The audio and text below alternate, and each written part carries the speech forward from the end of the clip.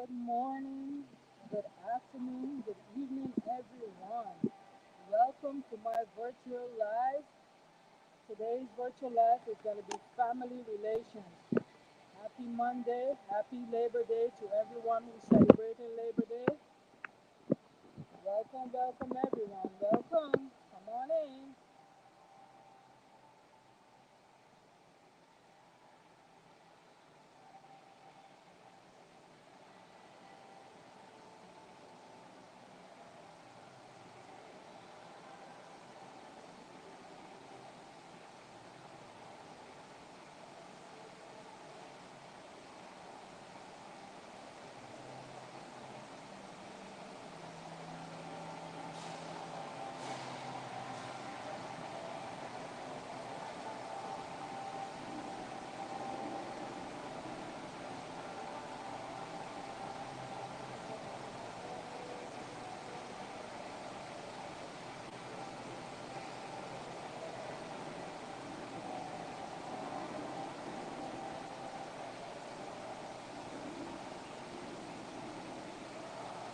Hello, Shawana. Good morning, good afternoon to you. How are you?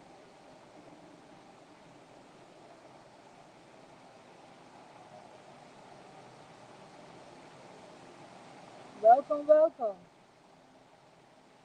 It says three people are in the live. Welcome to the live. I'm waiting for the speakers to come in. How is everyone doing today? Yes, I'm at the mall. I'm at the mall, Shawana.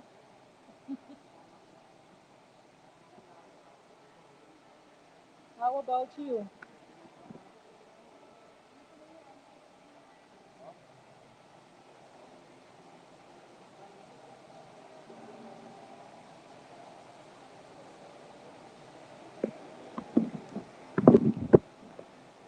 It says four people are in the live. Welcome, welcome.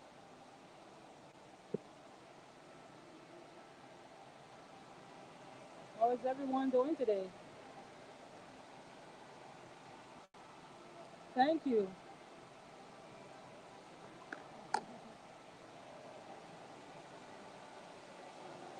Thank you, Shawana.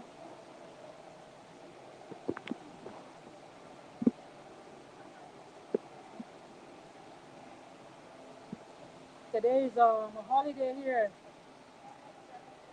So I was wishing everyone happy Labor Day to those who are celebrating Labor Day today. Just hope that they're be safe, be safe in whatever they do. Hello, good Good morning, Miss Love. How morning. are How you? are you? Welcome, welcome. Happy Well, Labor Day. Happy Monday to you. so good to be here. So good to see Oh, you yes. all. Okay, thank you for tuning in. Thank you for coming in. Thank you very much. So, good morning, Good Miss Love. morning. Who's here today? Shawana's Creative Circle. She's here. It said four people All are here. right. Welcome, Shawana. Only one person is commenting. Oh, Bria Bailey. Hello, Hey, Bria. Bria. How are How you? are you? Thanks for coming out. All right.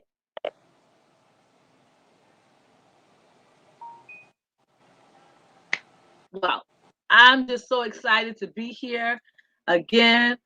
Happy Labor Day Monday to all of you all. I know you have plenty of other things that you're going to do today, but I'm so happy that you all have decided to tune in and just be here with me today. Today, I'm really excited because we're going to be uh, having some real talk about family relations. Okay. Um, I had asked some questions when I sent out the flyer earlier today, and even some of you all that I've talked to from yesterday, I've asked you some questions. Yeah. So I hope that you have come ready to interact with me today. I want to see stuff in the chat. I want to see the answers to those questions in the chat.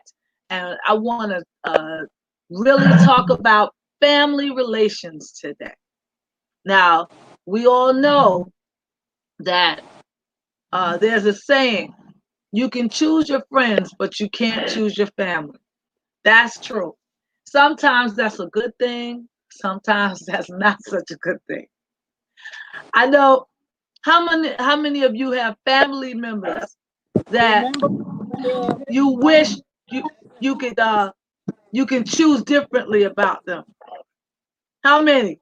I know I got some family members that if I had the choice, they wouldn't be a family member. Um, but God, He does everything and He does everything well. We may not understand why certain family members are in our lives at this point and what have you, but there's a reason. And as the good book says, everything works together for our good, even our family. So, um, there used to be a show on TV several years ago um, called Family Matters. And I used to love that show because it was a family show and, it just talked about different things that uh, happen in a family. And you had the parents and you had two kids, and then you had the kid from next door. That was Urkel. And he was there so often that he was part of the family, even though he was the kid from next door. And all of those family members, they each had roles and had things that were uh, welcome. How are you? expected of them and stuff. So um, I want you all to, if you are familiar with the show, you know exactly what I'm talking about. But if you're not, I want you to just have those kind of things in mind as we talk today. Um, Welcome to the segment so for remember we're gonna get into it. So Sharon, who else is out there today? Allison, Yavlin, Who and else Bria. is out there today? Yes.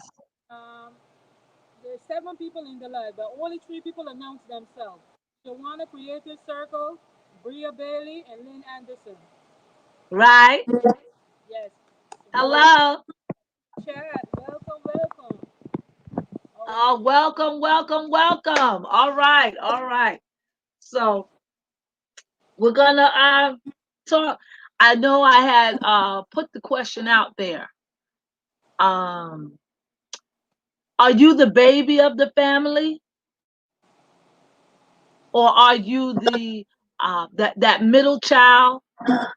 And you know what they say about the middle child. The middle child always uh has uh attention issues. Why? Because they're in the middle. Okay. Me myself personally, it was just my sister and I. So I was the big sister, and my sister is the little sister. And so we didn't have a whole lot of drama in between us because our roles were clear to each other. Me being the big sister, because I was born first, I was expected to do a lot of things first. My younger sister, she was the baby. And because she was the baby, she was she always felt like she was the one that's supposed to receive. She was I could say it now. She was the spoiled one. You know, me, my family always looked to me to take leadership between the two of us. Um, and so I had to be the responsible one. I was told growing up, well, you whatever you do, your sister's going to follow you. So it's important that when you do stuff, that you do it right because you know that your sister's going to copy whatever you're doing. That's what I was told growing up, but that's not what happened. My sister and I, we were we're opposites. So I'm the uh, I'm the caregiving kind and the very social, um, nurturing one, and my sister is the exact opposite. She very adventurous, um, don't want to be responsible to anybody but herself and those that she chooses to be responsible towards and interact with. Uh, I was the caregiver. She was the one that expected to receive all the care, and but because we understood that we were opposites like that, it worked for us. We figured out how to make it work. So my sister, uh, she's she was kind of the yin to my yang, and vice versa.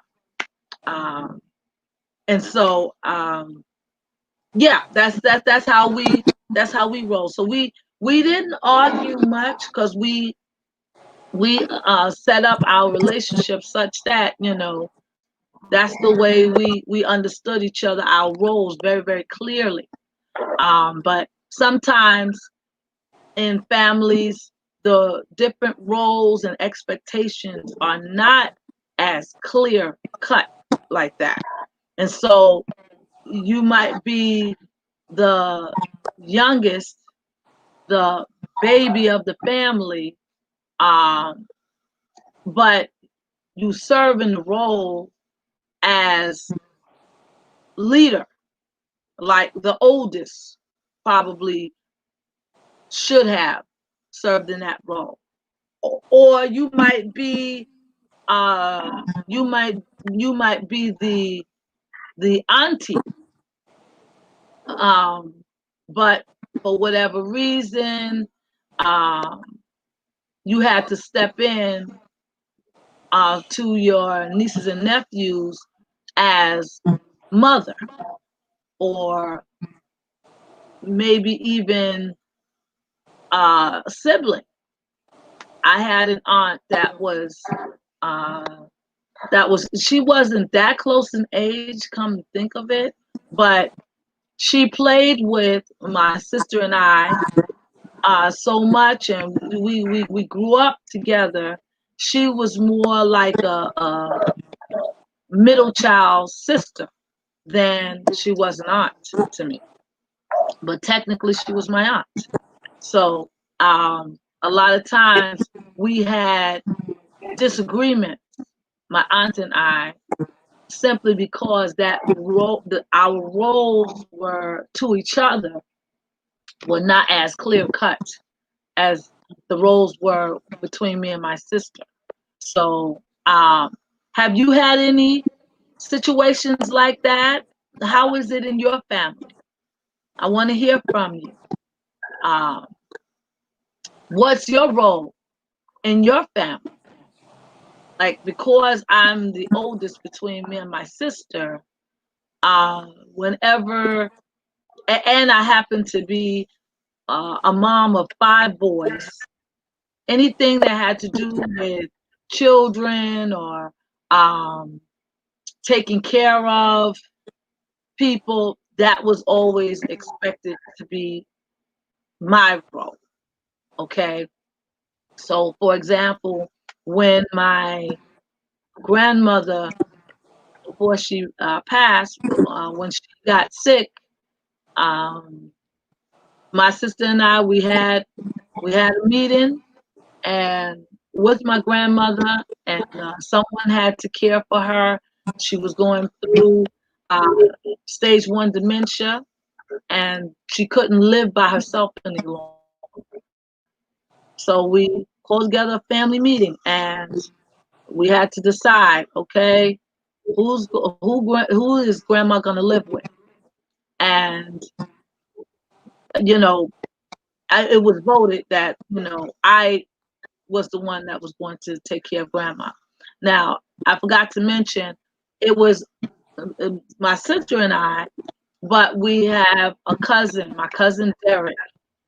I don't know if you out there, Derek, but hey, my cousin Derek, he was really our cousin, but he was the only grandson. So, and he would stay over by my grandmother's house. My sister and I were raised by our grandparents, and him and his parents lived near us, so he was over at our house, you know, almost as much as we were there at our house.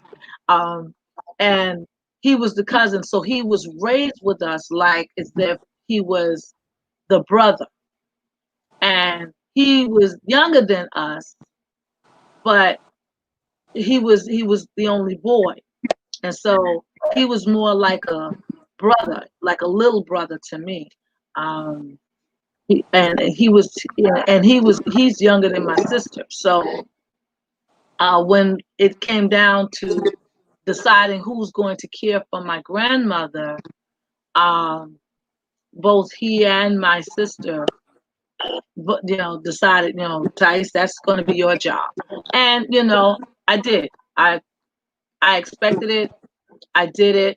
And my grandmother, I wound up caring for her, and she living with me and my husband and children for 5 years before she passed away and everything. But I say all of that to say that um, knowing your role in your family, knowing how your family views you is important, because it kind of shapes your actions, it kind of shapes your decision making, what responsibilities you agree to take on or carry out. So your role in the family plays an intricate part in who you are as a person, even because I know that um, I was the caregiver in my family. So like after my grandmother, I took care of her. Um, then when my sister took ill, like it wasn't even a question. I knew that I had to step in and help with that even.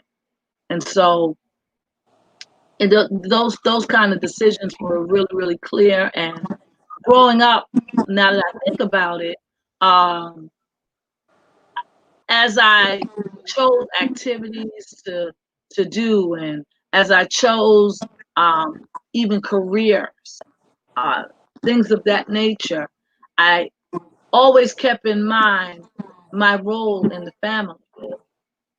And so I wanted to make sure that I was available to fulfill those responsibilities and things of that nature. I wanted to make sure I was available. Um, and so I'm usually not too far away from my family, where if they need me, they'll come to me and contact me or reach out to me. But how is it for you in your family? Do you have siblings? If so, where are you in terms of the lineup? Are you the oldest? Are you the youngest? Are you that middle child? Um, are you like me, raised with a cousin? So that cousin is more like a brother. Things of that nature. Share with me, what is your family dynamic? because family dynamic, the way your family is set up, it has a strong impact on you as a person. It has a strong impact on even your immediate family. So like, because I was the oldest, um, a lot of things were expected of me. Like I said, I'm one of the, well, I am the caregiver in my family. My sons, they too kind of take on that kind of role amongst their cousins. Um, I have a brother, my stepbrother, Lawrence. Hey, Lawrence, I hope you're out there. Good morning to you. He came into our lives later. We were, pretty much grown and everything, and I kind of grew up with my cousin Derek as my brother figure. But then when my stepbrother came into the scene, and now he's my brother, and he's older than me, just a little bit though. So I call him my big bro. And I'm so glad that, he's in my life, and now, and all of that, particularly now, because being that he's older, like, I can kind of pull back from that big sister role, being the oldest and being the leader, and taking on a lot of the responsibilities. I can kind of allow him to do some of that. So, you know, it's a shift now for me. I'm used to being in that older sibling role, and so sometimes, I don't even think. I just go ahead and just do whatever the family expects of me. But when I remember, oh, I got a big brother. I don't have to take on all of this by myself, or I don't have to be the only one. Let me call my big brother and see if he'll share some of these responsibilities with me. And so having a big bro, even at this age in life, is a real blessing. And so, how is it for you all? Um, do you have any new family roles that you have stepped in, or old family role or responsibility that you used to do and then you stopped and now you got to do it all over again? Uh, and your family role changes over time as well. When I was growing up, a lot of things I didn't have to do, but I watched. So, like I said, I was raised by my grandparents, and so my grandparents, they made sure that I understood how to do certain things. Even they kind of shaped my role in the family. I can remember being 9 years old, and my grandfather, he used to have my sister and I sit at the table with him when he would write out the bills. He would pay his bills with a money order, and he would have his pen and paper there. He cashed his check, and he bought all these different money orders, to pay each bill. And he would have the money orders there, and he would sit there with pen and paper and write, subtract from the total amount of his check. Okay, this amount of money went to the light bill. This amount of money went towards the mortgage. This amount of money went towards, and he would sit there and, do the subtraction so that he could see how much money he had left and what he was going to do with that. And while he would sit there and do all of that, he would make sure to have my sister and I right there. In fact, sometimes he used to have us do the math. He thought it was good practice so that, whatever math we learned in school, that would kind of get reinforced, and uh, we would, be able to do that later on in life. When I was 9 years old and he was doing that, I didn't realize, I just thought he wanted to make sure we understood how to add and subtract. That's what I thought. But as I look back on it now, he was not only preparing me for later on in life, but he was showing me how to take care of family business, so to speak. And both my sister and I, we were very proficient in paying our bills. Thank you, Grandpa. But he was setting us up, he was showing us, he was preparing us for dealing with family affairs, family financial affairs later on in life.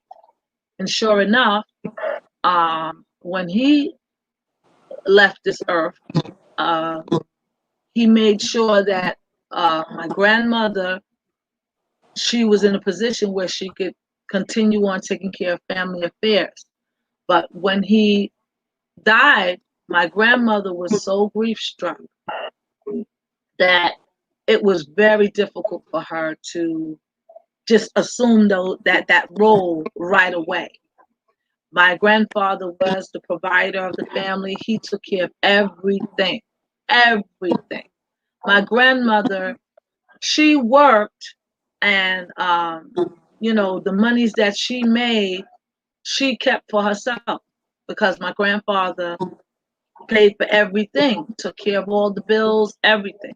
And so when he died, she was the one that was supposed to, go ahead and assume all of that. But she really wasn't able to right away. And it came to the point where I had to sit down with grandma and show her where grandpa kept the bills and where he paid up until the point the last payment and things of that nature. And I was able to show her that and go over that with her because he had taught my sister and I and showed us everything. He might have known that my grandmother would have been in that position and, unable to. And so we were the backup to our grandmother and everything. And then eventually that became my role. My grandmother did it for a little while, but then that really became that my role. So much to the point that um, I still take care of the financial affairs of the family, um, even though both my grandma and grandpa are no longer here with us. But that was my role. That and I, like my grandfather, I did the same thing with my sons, so that they would know how certain things, certain life skills, especially financial life skills. And so, but I'm talking a lot. And today, because it's Labor Day, I want to hear from you all. Um, are there any comments Yes, or even Miss Love. questions in the chat? Um, Shawana said she was the oldest of three. Brianna said she is the youngest of two, and she don't think much Wow. has changed per se. She was always pretty independent from then and raised by default. You heard Wa- me? Wow. All right. Yes. I can hear you a little bit. Repeat that those last comments. Bria Bailey said she's the youngest of two. Right? Yeah. I. Thank you, Bria. Thank you, Shawana. She don't think her role has changed per se. She was always pretty independent from them and raised by default. Oh, okay. My story is Wow. I'm the I'm the third oldest of six. Wow. Six. Yes, and my role was pretty stiff at that time because I used to be cooking for the whole household, taking Wow. care of the household while my mom is at work. But Right? now I'm just taking care of me and my kids. See? And because you had to do a lot of the cooking, we have Aunt Cece's kitchen right now. Just Yes, because of that. See, look at God. Look at God. and That's why family roles and responsibilities are so important because they really do shape your life and impact on your life in a very strong way. God knew that as when he invented family, he invented family uh, to to further shape and mold us. For example, when Adam was first created, he was he was the only human created. God had made Adam, made him perfect, made him intelligent, made him strong, and even made him perfect, really, beautiful. And then after he made Adam and did all those things, to make Adam, God saw that it was not good for Adam to be alone. And so God decided to put Adam to sleep and make him a mate. And so God created Eve. And once he created Eve perfect, strong, intelligent, just like Adam. And then he presented Eve to Adam. And Adam was so excited. He was so happy that now he's no longer alone. He has someone else to share with and do things with. And then God told Adam and Eve, he gave them the first commandment, the very first one: be fruitful and multiply. Come on, you know. And that was the first commandment. That's what God wanted. He wanted Adam and Eve to make family, become family.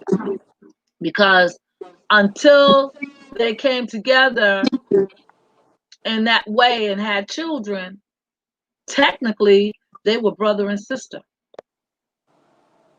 They had the same father, the same creator. Think about that. And so they went from you know uh, brother and sisterly kind of relationship to that of uh, marriage, family. They became parents.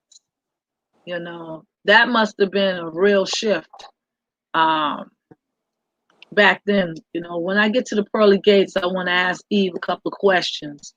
Adam too, uh, because even though God gave them that commandment and He gave it to them right away, for some reason or another, they didn't act on it right away.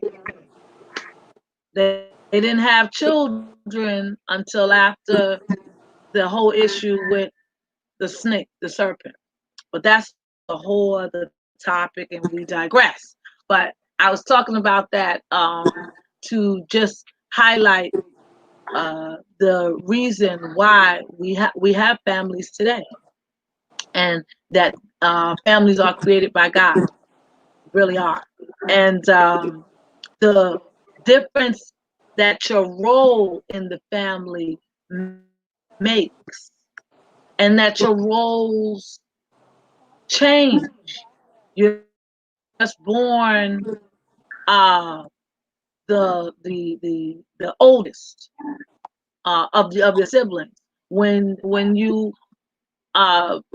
born and you might be the first kid, but then your parents have more kids, and you know you find out you are not only a child of two parents, but then you find out your parents have siblings, and so you find out that you're a niece or a nephew. You find out that your parents have parents, so then you find out you're a grandchild as well, and you have cousins, and um, you have people that are part of your family that you don't necessarily have any idea how you're related. You just know that they're there, and so family is a wonderful thing, but it can be somewhat complicated. And so I want to get in a little bit deeper in talking about how we relate to each other, even as family. Now, we spent a lot of time talking about family, um, biological family, you know, parents, children, siblings, and things of that nature. But we also have people who are in our inner circle that are like family as well. So I don't know how was it for you, but we had growing up, we had neighbors that had children, and those children were close in age with my sister and I. And so we grew up with them, you know, like family. We were close with them. So we would go to school and say, well, that's my cousin. That's my cousin. They weren't blood related cousins, but they were best friends, so close with us, and our family was so close. We interacted often with them so much that they were we would call them our cousins. And so I know some of y'all have some uh friend cousins like that. Um and we grew up, went to school together, and really we looked out for each other. We, made sure we shared and stuff like that, because even though they weren't blood related to us, we interacted with them so much and so closely that they felt like family. And thank you all for um, all of you that came out. Hopefully, one of my friend cousins, Chaplain Quick, hopefully she's out there. Hey, what's up, cuz? Um, so we have people in our lives that are like family or so close to us that they could have been, you know, family with us, and that those people are important as well. Um, and then we have, like, you might be like me. I have god sisters, I have godmother, I have church family, my church family. Hey, church family. Good morning. That my church family, a lot of them have gotten so close to me that they are family. They are family to me. Like, I have sisters in Christ, brothers in Christ that are really like my sisters and brothers. Like, we've gone through a lot together. So, and I thank God for that.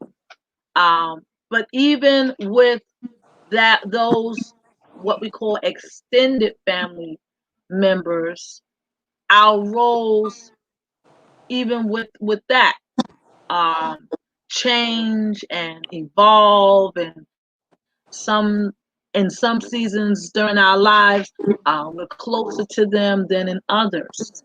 And so the family dynamic is always changing, always changing.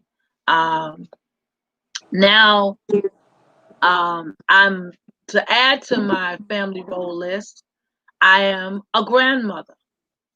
My I have a grandson, Saya, um, almost 18 months old. Love him to death. And my role, I'm getting used to my role as a grandmother. Um, I love it. I love it. Love the whole bunch. Eh, But one of the uh, favorite things of mine about being a grandmother is I get to watch my son be a dad. And my grandson, some of his personality ways very similar to my son when he was that age. And so sometimes when my grandson gets to be a bit much for my son, or even uh, his mom, they'll call me and go, "Ma, what to do with this?" And I laugh because I'm like, "Oh, the way you handle that is, you do it this way or you do it that way." And then I remind my son, that's just how you used to act when you was that age. So now you getting some of that back, and so I laugh. But again, our roles in our families change, interchange over time. And so we have to do our best to kind of stay fluid with that. Don't just get stuck one way, and just stand there. Uh, and as we get into these different roles and responsibilities, we interact with our family members differently. I'm sure that if you have siblings, you interact with them differently today than you did 20 years ago or 10 years ago when you were much younger, and because you're grown now, whereas, you know, big brother or big sister may have bullied you or ordered you around when you were younger. Now you're like, hold up, big sis, I'm not a little girl anymore. Or wait, big bro, you have to respect what I'm saying right now because I'm just as grown as you. You have to, um, your role in terms of interaction is a little bit more different. And sometimes our family members don't adjust to us as we grow and evolve and change. Sometimes we have family members that only see us one way. They only look at you and they see that little girl when she was 5 years old and used to cry and run around all the time. Or they see that little boy that when he was 8 years old, he couldn't sit still. He couldn't, you know, he had a hard time paying attention. They only see you in that role and in that space, even now. Like it's hard for them to see, oh, you know what, that 5-year-old little girl, she's now 55 and she's not a little girl anymore. Or the 8-year-old boy, he's now 48 and he's not a little boy any longer. He's grown, he's evolved, he's changed. And so things that you used to could say to him and do to him, He's not going for that anymore. So, how do you help your family members understand who you are today? How do you do that? Especially when, as the older you get, you may not interact with your siblings on the same daily level as you used to when you were younger. Um, you might have been like me and my um, stepbrother, been out of each other's lives for a long time, and then you know reconnect. So there's been some time that has lapsed, and you've grown and changed, and things have happened, and now your sibling or your family members have to get to know today's you all over again. How do you make that happen? How do you allow that to happen? That's some of the things that I want to get into today. Um, and so, yeah, how do you reintroduce yourself? You know, because sometimes it's difficult. For example, my grandma on my mom's side, she's still here with us, and she's she's 90. Yeah, I'm shouting out your age, grandma. She's 96 now. Um, she knows me. She, watched me grow up. She know me before I was even me. Okay, because she's my mom's mom. I was raised by my dad's mom, but this is my mom's mom, and she. The older I get, I look a lot like my mother, and so she knows it's me, her granddaughter. But sometimes when we're talking, and especially when we're face to face, when we're talking and we've been talking for a bit, she will start talking to me like she's talking to her daughter, my mom.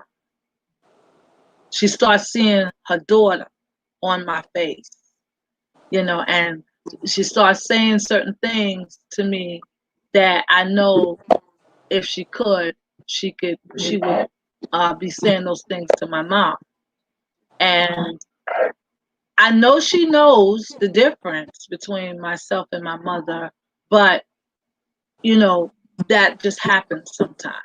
So, I just, go ahead and answer whatever it is that she's saying. I'll answer it the way I would answer it, but sometimes I guess she takes it like as if I'm my mother saying it to her. So I know that my grandmother misses my mom, and she, and because I look a lot like her, you know, uh, she kind of gets a visit from my mom when she sees me. And so I understand even from now that that's part of uh, my role with her when we interact sometimes. And so, I allow that. But then there are other times where I'm like, Grandma, it's me. It's me, Thais. I'm not Sandra. I'm Thais. Sandra was my mother's name. And I would have to, like, just help her, come back to this reality and deal with me, her granddaughter. Um, Not her mom, but she not my mom. But she says to me, I do a lot of things like my mom. So part of the reason why she drifts there. But yeah, I'm putting the question out there. Um, how did you, or how do you get it across to your family members, those family members that kind of act like they don't realize that you're grown? How do you get it across to them? What are some of the things that you do or you say to help them to see you here and now, not you way back there? Just put it in the chat there, and let me know. Um, but yes, it's very important that as you interact with your family, that they understand who you are and that they respect you for who you are right here and now. When my sons were growing up, I know, I know them, as little boys, and uh, I know their little personality. I know which one has a tendency to do this, which one has a tendency to do that, stuff like that. But now that my sons, most of them are grown men, I had to adjust my interaction with them to allow them to be the awesome men that they've grown up to be. I remember my oldest son, I would call him by his nickname. His name is Nairi, and I would call him Nine. When he was little, that's what we called him. And he got to be around, I believe it was around 12 or 13. And he was getting ready to go to school. And I said, bye-bye, Nine. I had dropped him off by his school, and I believe he was getting ready to go to school, and like his friends were outside, and they heard me say bye-bye, Nine. And he turned around and he gave me this look like, I can't believe you said that, like, outside. But he went on inside the school and everything. When he came home, he was like, Ma, you are not to call me Nine any longer. My name is Nairi, and I want to be called Nairi. And I was like, oh, okay. I didn't mean to offend you or anything, but I understood he was trying to let me know he's not a little boy, even though he was all of about 12. He wanted me to understand that, I am growing up. And so calling me Nine, is not appropriate any longer. He was, bringing it to my attention that he's aware that he is growing and he's growing up, and not to treat him like the little boy that he used to be. And so, and that was a moment I clearly remember that. But that helped me to, see him as the preteen that he was at that moment. And I realized, maybe I was still kind of treating him like a little boy, and he's a preteen now and stuff like that. And so that situation always stayed with me. So now that he's a grown man, I interact with him as a grown man now. So no, I will not call him Nine. I call him by his name, and we get along just fine with that. But he felt that he had to remind me and bring that to my attention at 12 years old. I'm growing, Ma, so I'm not that little boy anymore. So, treat me with respect accordingly, and that helped me, because maybe I was not quite aware that I was in my actions and my conversation with him, maybe I was talking to him like as if he was a little boy. And yeah, it happens.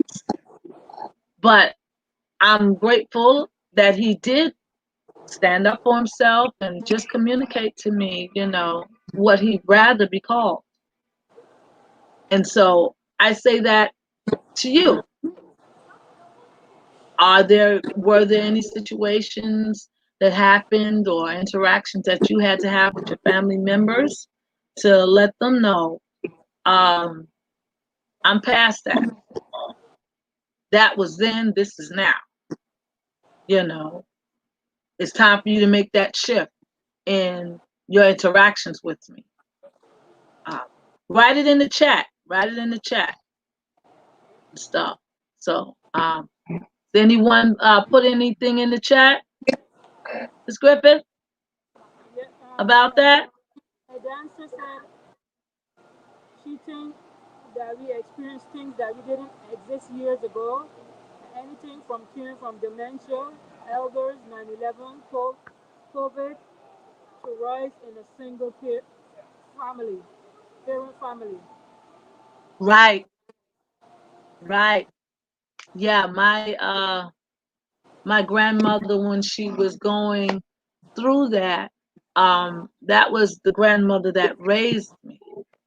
So when it came to the point where she needed someone to care for her, I didn't have any problems doing that because, in fact, I took it as an honor, and a way of giving back because she sacrificed. She had already raised her children. Her children were grown when she took on raising my sister and I. And she was in her late 40s, I think it was. All of her kids were grown, out of the house, starting their own families and everything like that. She didn't have to do it, but she did. And because she did, and I think she did pretty good, because she did that for me, I didn't have a issue with doing that for her. And yeah, um, I was able to care for her. She lived with me and my family 5 years, and when she left this earth, she knew that she wasn't alone. Um, that she was able to not only watch her grandkids grow up, but she even got to know and interact with her great grandkids, which were my sons. So yeah, thank you for that comment. Thank you so much. Um, and even with that, as my grandmother got older, she was my mother figure. She was my parent. And then as she got older and started, having to deal with dementia and things of that nature, there was a role reversal there. And I found myself being in a position where I had to be the mother. I had to be the lady of the house. And so there were times when I had to, you know, I would ask grandma a question. Well, Ma, it's time to take your medicine. Oh, I don't want to take my medicine. Well, why don't you take your medicine? I don't want to take it. And she would, she would act like, the child, so to speak, the rebellious teenager, actually, well, I don't want to take it. I don't feel like taking it. And so you can't make me take it, you know. And, I would have to interact with her and try to encourage her to take her medicine. And, then I wind up just crushing it up and putting it in her favorite juice. And that way she took her medicine, you know, and we could move on. But that's a perfect example of how your role in your family life changes and evolves and switches up. That's exactly right. Um, my grandmother, she didn't say to me, "Oh well, you know, I'm I'm almost 80, and therefore you can't interact with me like as if I'm the parent any longer. I need you to take on that role and help me." We never had that conversation, um, but that's what happened, and it was gradual, and we both understood the changing in the role, and we just adjusted to the changing in the role. Um, it wasn't always smooth either. I remember uh, not. I remember the moment that I realized that my grandmother uh, mentally wasn't the same person then that she was when she was raising me, and I had to adjust. I couldn't interact with her the same way. Um, Things that she was expected to do and take care of, she was no longer in a position where she could do that. And therefore, it became my responsibility.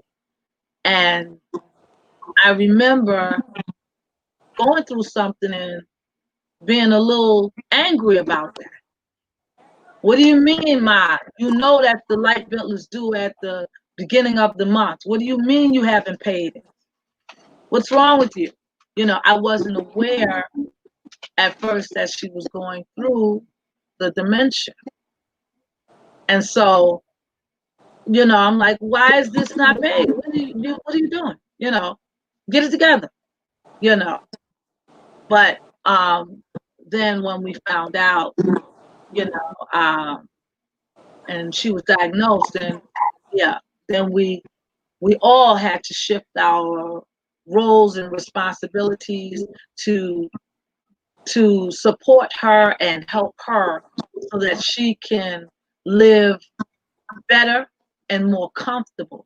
She was stressed out because she realized that she was having problems remembering stuff and uh staying on top of due dates and things of that nature. And she she didn't know, or she didn't want to ask for help. Because she's been doing it all this time, you know, um, and it wasn't a problem with her before. And then all of a sudden, as the dementia started really setting in, she found herself really struggling to maintain those responsibilities. And when she wound up having a real temper tantrum tirade one day, and we all were like shocked and was like, "What's wrong, Grandma? What's wrong, Grandma?" Uh, she didn't even realize, and she couldn't tell us, articulate it.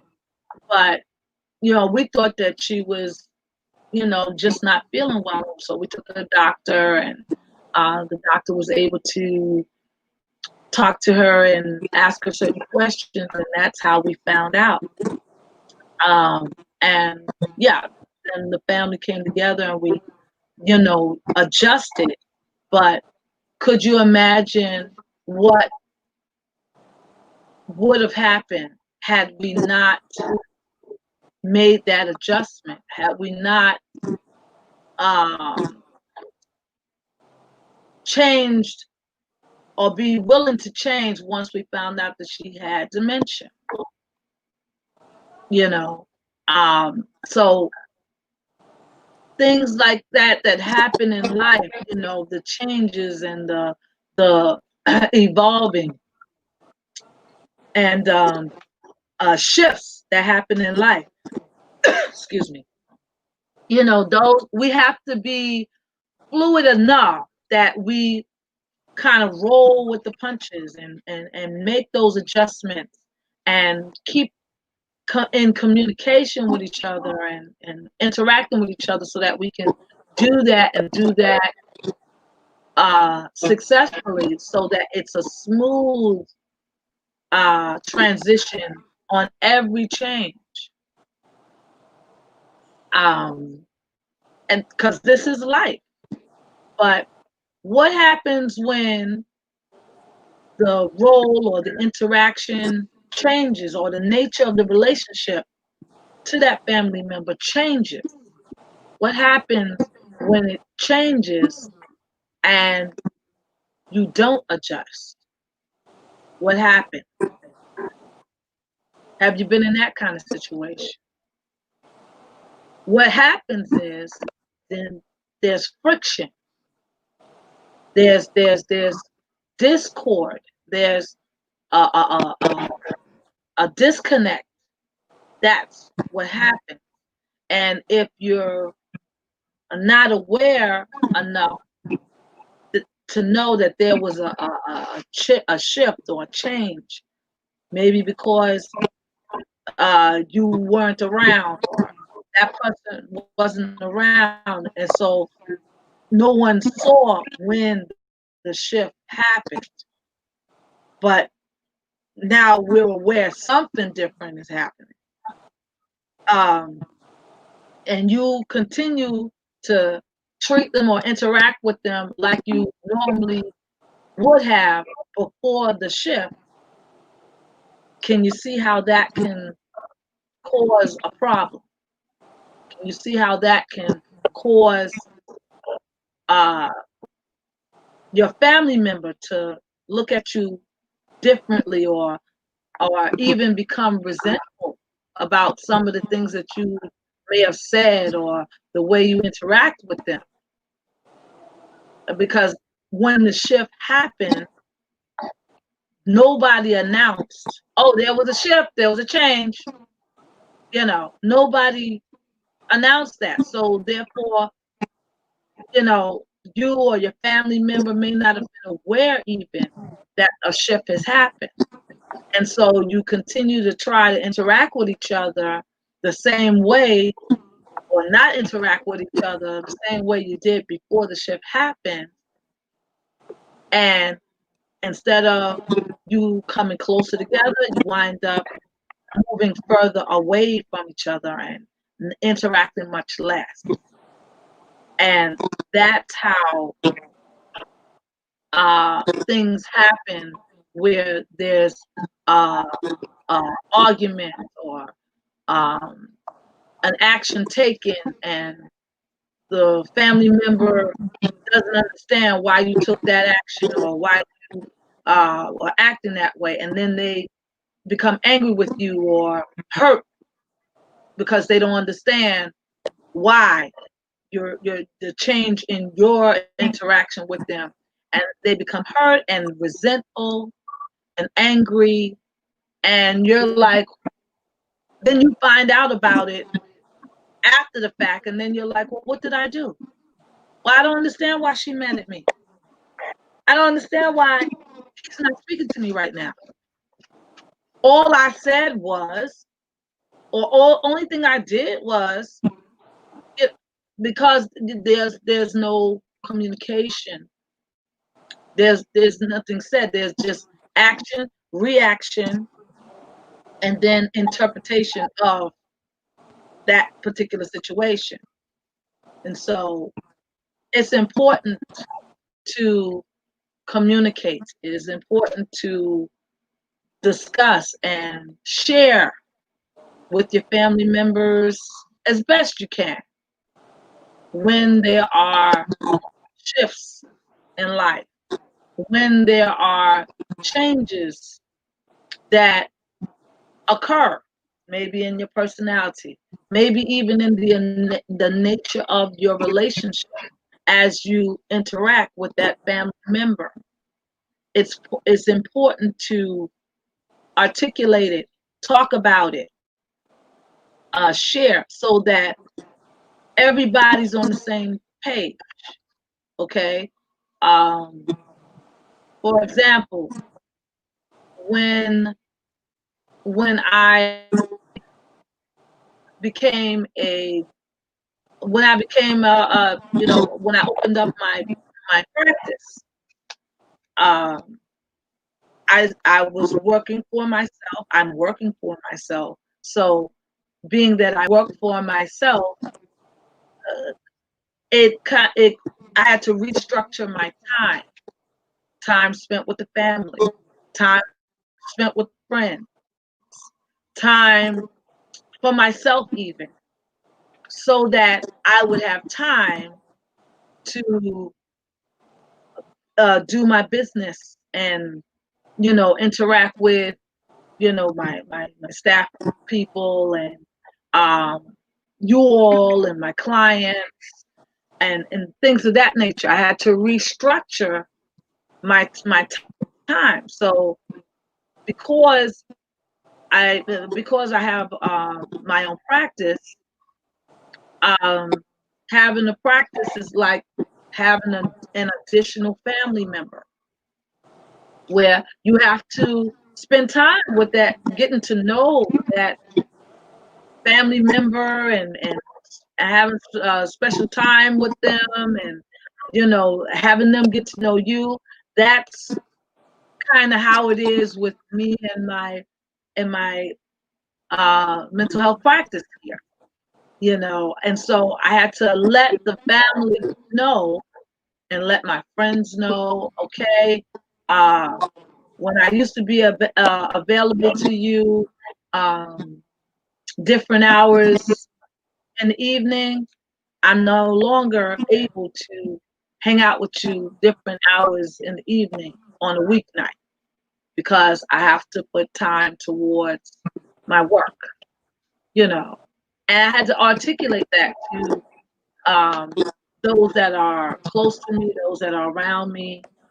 I had to let them know so that they would understand, okay, you have to shift your interactions with me, whereas you could you used to could talk to me uh, all night Sunday night. You can't do that any longer because I have to be here Monday mornings at 10 to be with my Sophie's Kitchen family. So, and my family members and my friends and everyone, um, they have graciously made that shift. But had I not expressed that to them, they would be trying to call me late Sunday night or what have you, and wondering, well, why she's not picking up the phone? Why she's not returning my call? Is she mad at me? What's wrong? And then they'll start asking other family members and friends, you heard from Thais? Yeah, I didn't, she usually gets back to me by Sunday night, but I haven't heard from her all weekend. Weeks are going by, and what's going on? And then, it turns into, a whole big thing because the family and friends, they're not aware that there's been a shift. They're not aware of what's going on. And so then, you know, someone might feel, oh, she must be angry with you. That's why she's not returning your call. Did you do anything to make her angry with you? And then they start thinking, oh, well, last time I saw her, I told her that I didn't care for, we were eating, and she had made me a sandwich, and I told her I didn't care for the sandwich. Maybe she's mad at me about that. And then they start making up things in their head, and that's wasn't the case at all. Total misunderstanding. So it's important to get with your friends and your family members and just make them aware of some of the things that you're doing now, and some of the things that you're into now, that you weren't before. Let them know some of the changes or shifts that's going on with you. You know, give an update. Give an update. That makes it a lot smoother and easier when you have to interact with your family or your friends. You know, you got somebody new in your life. You're crazy about it. So you want to spend more time with that person and less time with, your friends and family, you know. Articulate that, express that to your friends and family so that they won't just think, oh, she forgot about us or he forgot about us. Yeah, they they're with their new friend now, and they act like we don't even exist anymore. Because when you don't articulate those things, it does. It causes hurt, resentment, anger, and it's all a big misunderstanding or no understanding. And so, uh, can you think of some things that have happened to you or shifts that occurred recently that you need to talk to your loved ones about? Because, when you take the time out to do that, that alleviates or uh, prevents hurt feelings, misunderstandings, things of that nature, discord, you know, uh, when you do that, when you're able to do that. Uh, the closer to the time that the shift has happened, the better. But, you know, shifts happen all the time. So you might have forgot to mention, oh, I took on this new job, this side job, and so that's why I'm not available. Or uh, yeah, I decided that I'm going to change my look. So the next time you see me, don't be shocked if you see me with polka dot hair. You know, things like that. That happen. You know, um, and also if you are in a situation where you might be in discord or um, not speaking to a family member or a good friend or what have you, and you're not sure why, take the time out to try to talk to them, find out, well, what really is the issue? Because it could be something as simple as a misunderstanding, or it could be something as complex as, you know what, I never could stand you. And I decided now that I just want to break relationship with you. That's okay, but at least, let me know so that I won't be reaching out to you and further offending you because you don't want to be in relationship with me. You know, make it clear. And uh, there are many relationships that you don't want to. They work for you in the past. They're not working for you now, and so you want to make some changes, break those relationships, um, and that's fine. But just be mindful as you break those relations that you articulate, communicate to the person what's going on. Okay, me and you, we used to be best friends. We used to be real tight. Um, I'm, I, we kind of got distant. I've grown, you've grown, and we've kind of grown apart. So, you know, I'll still call you, but I won't call you as often. Or, you know what? I don't see the need to continue to interact with you. Yeah, be honest. Be honest, because I mean, sometimes honesty is painful, okay? But in the long run, it clears the air. It clears the air, and what I mean by that is everyone is clear. They're certain. There's no confusion. You know, once you've communicated honestly. Okay. So share with me. Um, do you have some relationships that you kind of uh, ended, but the other person or people are not fully aware that it's ended?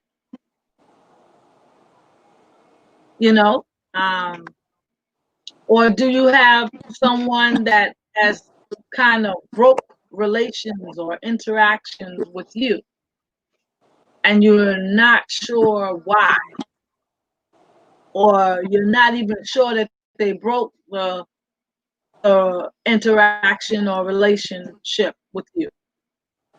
Okay, maybe you need to reach out and communicate. Just ask, what's going on, how you doing, where are you now, that kind of thing, and allow that person to redefine the terms of the relationship.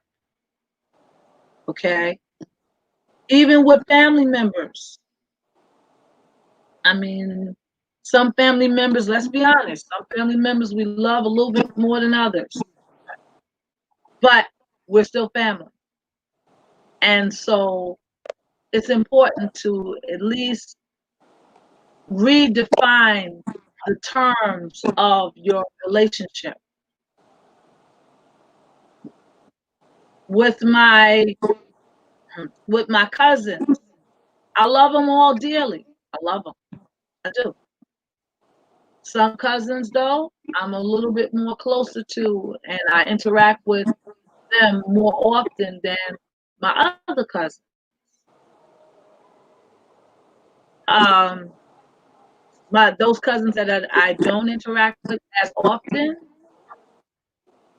it's because we don't have similar interests, or they might be into certain things that I could care less about, and vice versa. I make sure that they know I love them, but I love them from the distance. Whereas some of my other cousins, you know, I I make sure I reach out.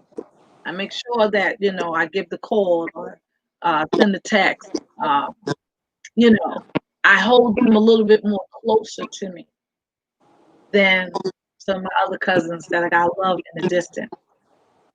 Do you have that kind of situation? And again, my cousins that I love in the distance, they know I love them. They know I love them. And I know that they love me as well. But we have set up the nature of our relationship such that it's okay that you love me from the distance. It's okay with me, it's okay with you. We agree. And so, and that works for us. That works for us.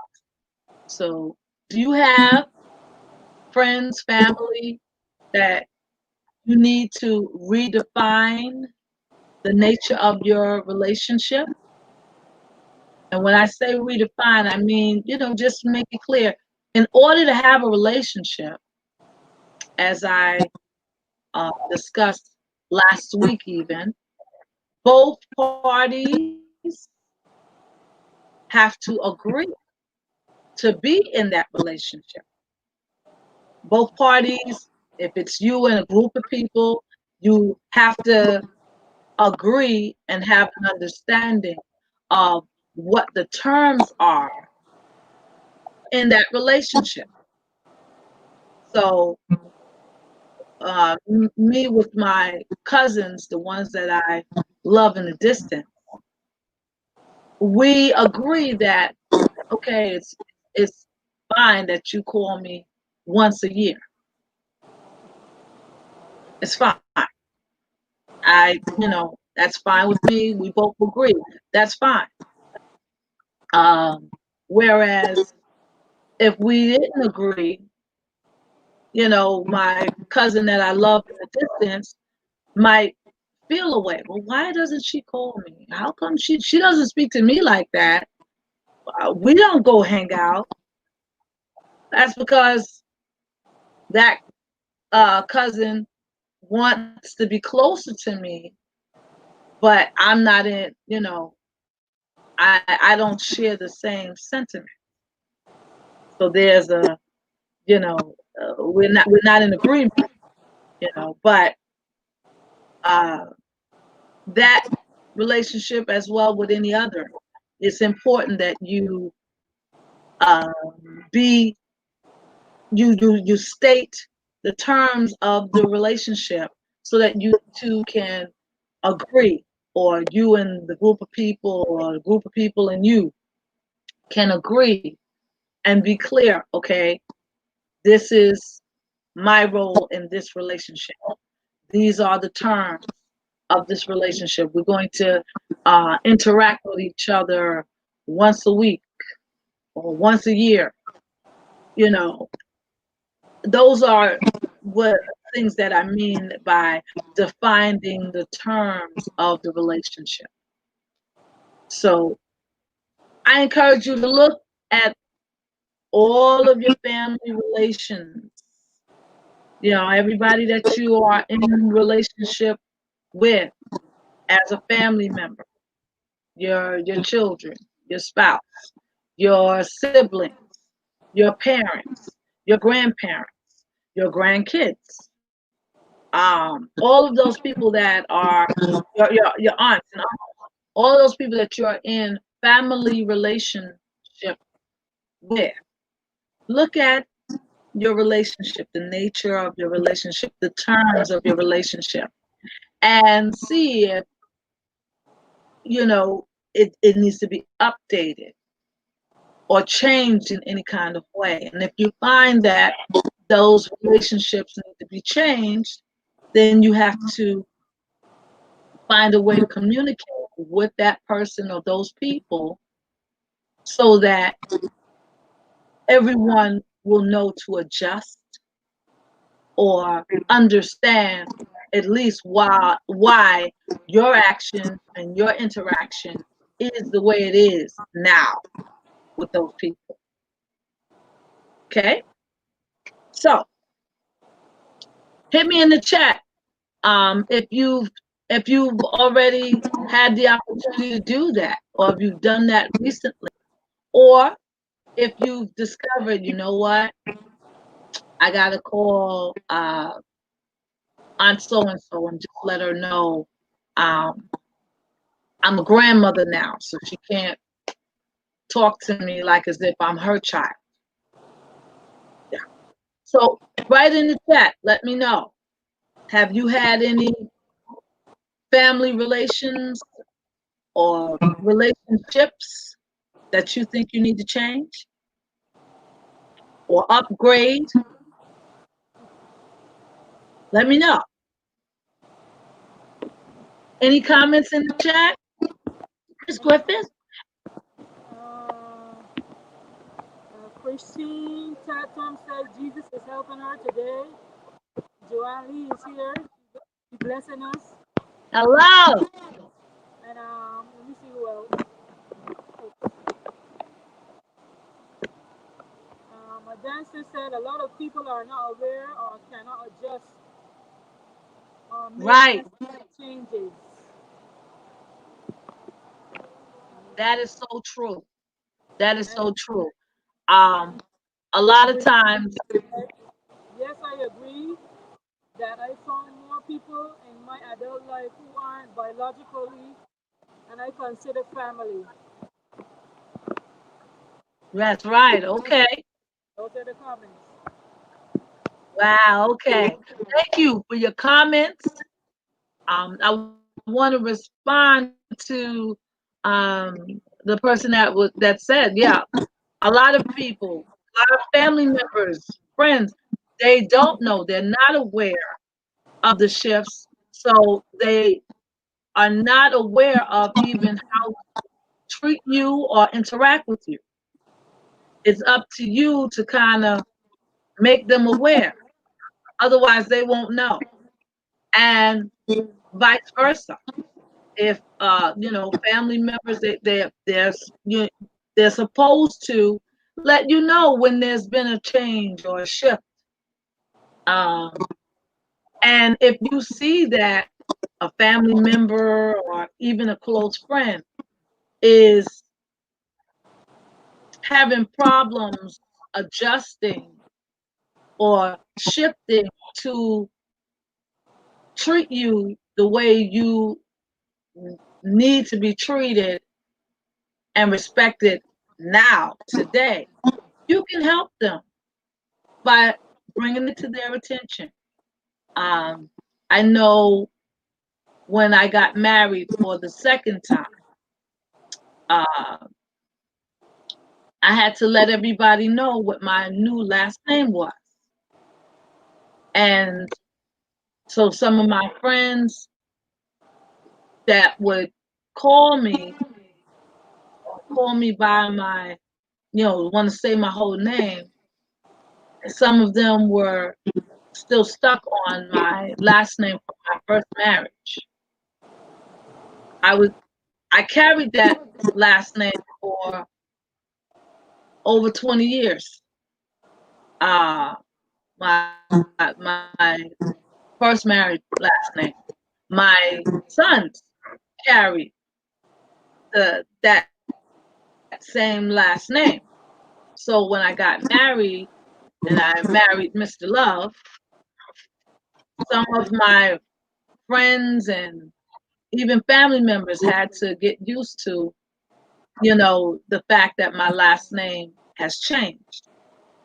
I have some friends that still, you know, some of my uh, church family friends from um, my first church that I used to go to. I was a member there a long time. And so they know me by my last name from my first marriage. And so when they see me, sometimes they'll call me by my last name from my first marriage. And I have to correct them or, just remind them my last name is Love now. So you refer to me as Love. I'm now Chaplain Love, Deacon Love, um, and so I find myself having to remind people more than others, some people more than others, but I continue to do that so to help them make that shift, help them make that adjustment. I might look like, that other person with that other last name, but I'm not that same person. So therefore, you have to change the last name.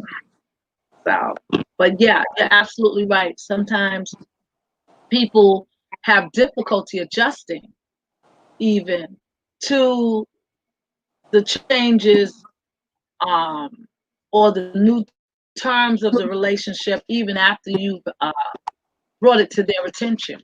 You're absolutely right. And in those cases, you just have to continue to remind them so that they can, make that adjustment and see you for who you are today. If they refuse to do that, then okay, that's a problem. And then you will probably have to decide if you want to continue with the relationship that you have with that person in the same way, or if you need to redefine the terms of that relationship, or if it's time to end the relationship. But whichever of those options you choose, you still have to at least communicate with them that there's a problem, and you know together hopefully you two can come up with a solution to remove the discord or the disconnect. But yeah, any other comments, any questions, any questions? Write it in the chat. I will read it for the speaker. Atia says, thank you for being so transparent. It's refreshing. Thank you, thank you, thank you.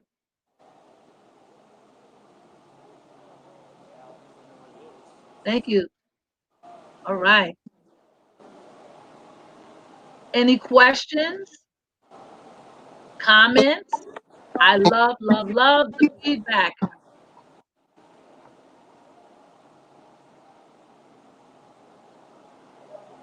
Love the feedback.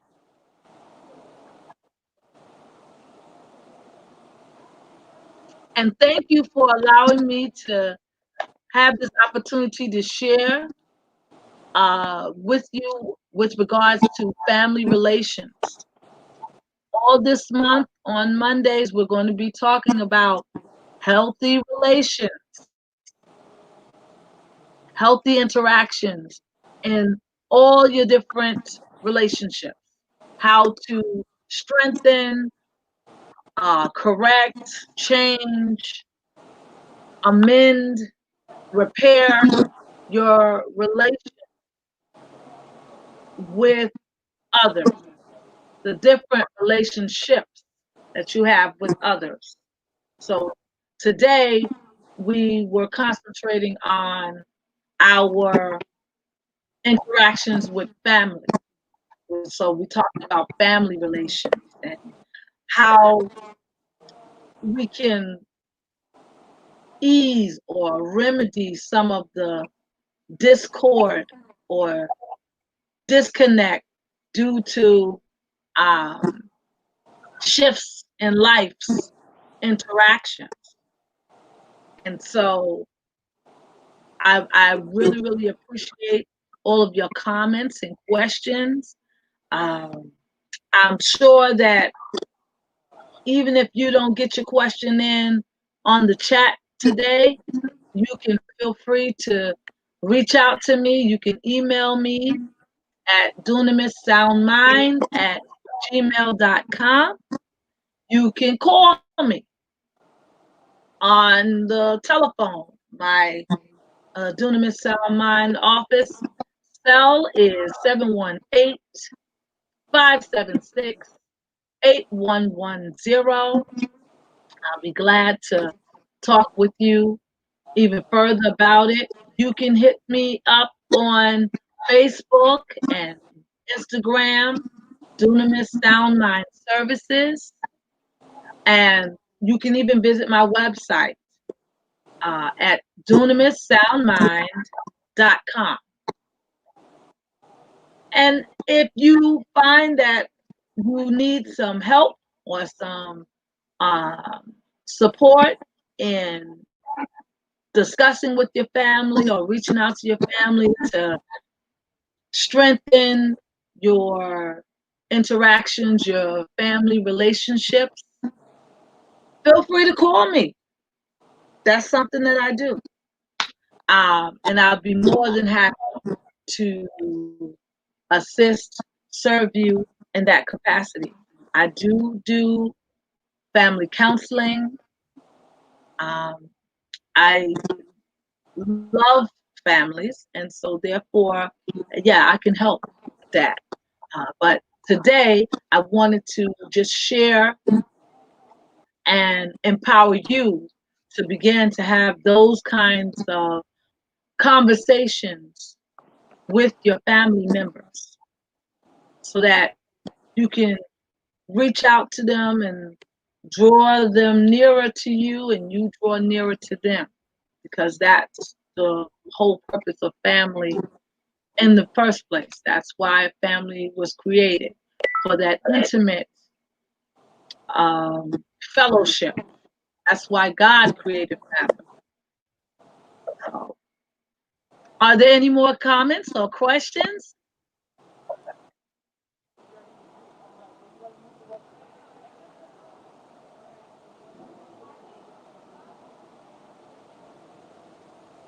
I cannot hear anything. No comments or questions for the speaker? Okay, there it is.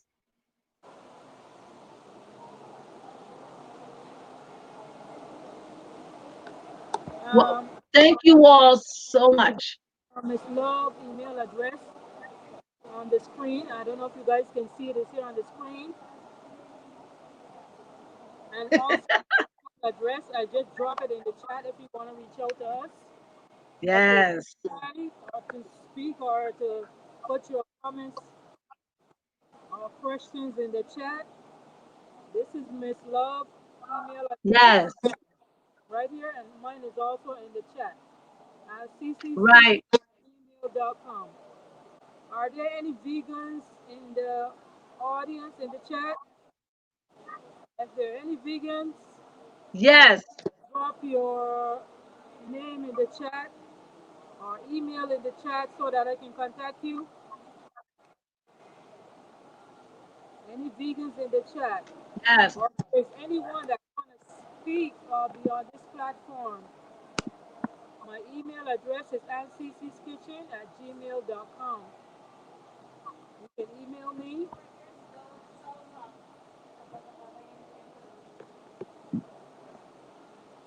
I see you. Well, thank you so much, Ms. Griffith, for this wonderful platform called Cece's Kitchen. It is awesome. And I throughout the week, I get a lot of feedback from you all that are a little shy about putting something in the chat. Um, Thank you so much for reaching out to me. Thank you, Ms. Griffith, for providing this awesome platform called Cece's Kitchen and allowing me to just come and share uh, on Mondays at 10 a.m. and then again on Sundays at 1. It has been such so much fun and a pleasure. A pleasure. I get to meet all of you, and thank you all for tuning in week after week. Your comments, your questions, your feedback, your presence. I just want to thank you all. I thank all of my friends and family that decided to tune on with me today and share part of their Labor Day with me. Thank you so much. I'll be here again next, well, yeah, Sunday, next Sunday at 1 p.m. And we'll be talking about mental health and marriage. I'm excited and I look forward to seeing you all there. Thank you again for coming out. And happy Monday. Happy Labor Day Monday. Have a great week, everybody. Thank you so much. Thank you, Miss Love.